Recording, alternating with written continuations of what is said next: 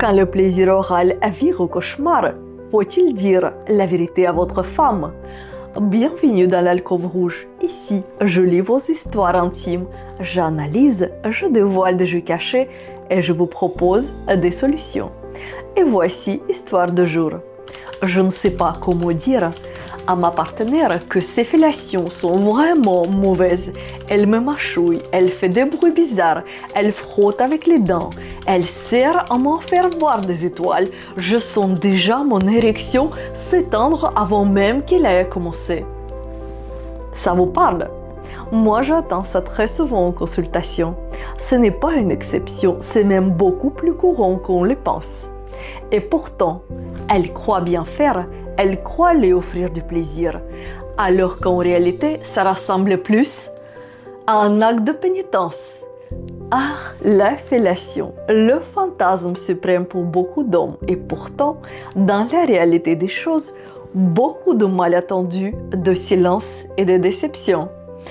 Parce que les femmes, elles essayent. Elles regardent des tutos, elles s'efforcent parfois, elles veulent bien faire, mais en retour, elles ont droit à quoi?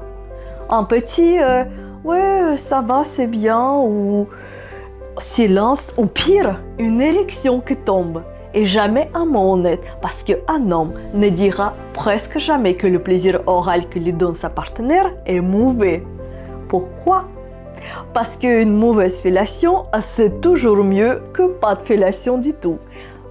Parce que s'ils essaient de critiquer, la réponse sera « fais toi-même ». Et lui, il ne peut pas.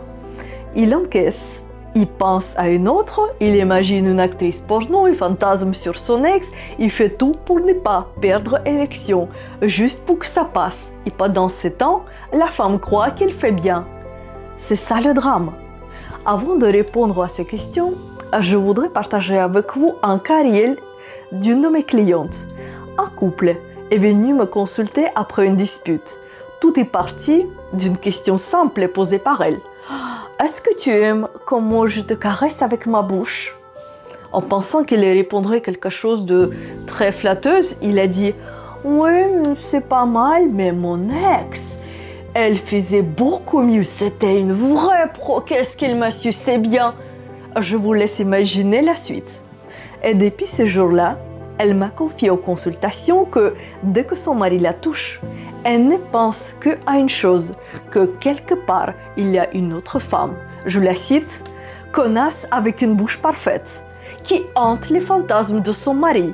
Et cette image a commencé à ronger leur intimité. Mais cette histoire s'est bien terminée.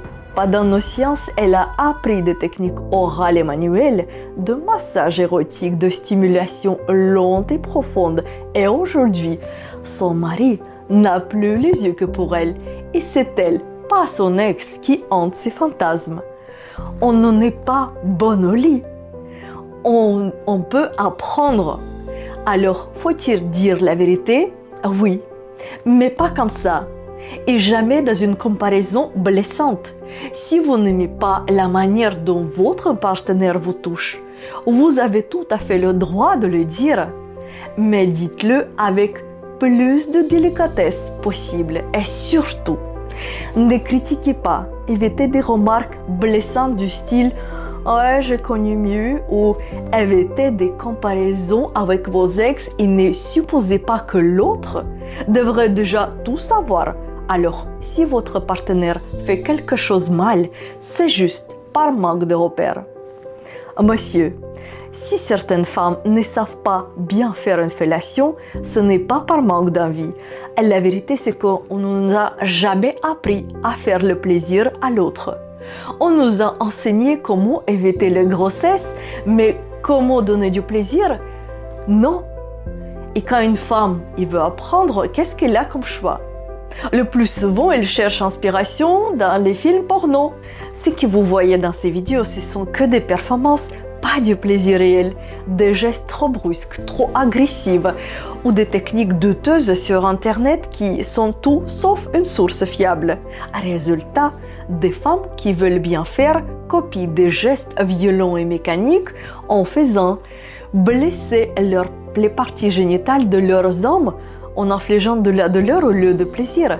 Parce que le film X, c'est une véritable industrie de mensonges, un mode d'emploi de tout ce qu'il ne faut pas faire. D'après l'expérience de mes clients parfois traumatisés par ce qu'ils ont tenté de copier, ou au contraire, qui ont peur de ces sentiments, à mal à l'aise, ils n'osent rien de tenter, sans compter qu'ils ne connaissent pas toujours vos vraies zones érogènes, parce que vous-même, souvent, vous les ignorez aussi. Alors, au lieu de juger, ouvrez un espace de confiance, montrez ce que vous aimez, apprenez ensemble, c'est ça l'érotisme, un terrain de jeu, pas un examen. Et puis, il y a ce paradoxe. Vous voulez une femme qui n'a pas eu de trop de partenaires, l'ego masculin en action, mais vous espérez qu'elle soit aussi douée qu'une actrice de film X, qu'elle sache tout, mais sans jamais avoir appris. Ça, c'est pas possible. C'est comme demander à quelqu'un de danser le tango, mais sans jamais avoir montré un seul pas.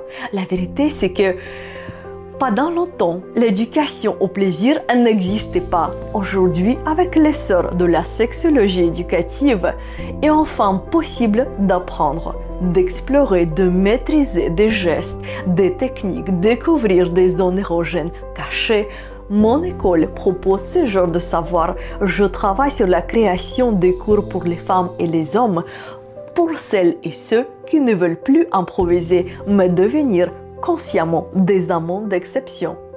Alors, abonnez-vous pour ne pas rater des dates de sortie de mes prochains cours, créés en vidéo qui vont vous guider pas à pas dans la découverte de l'art de plaisir. L'intimité, ça s'apprend à deux. Dans l'alcôve rouge, chaque histoire révèle plus qu'il ne vous imaginez, et la vôtre pourrait bien être la prochaine à être explorée. Écrivez-moi par email. L'adresse est dans la description. Je vous souhaite des nuits brûlantes. Votre sexologue préféré, Freya Volia.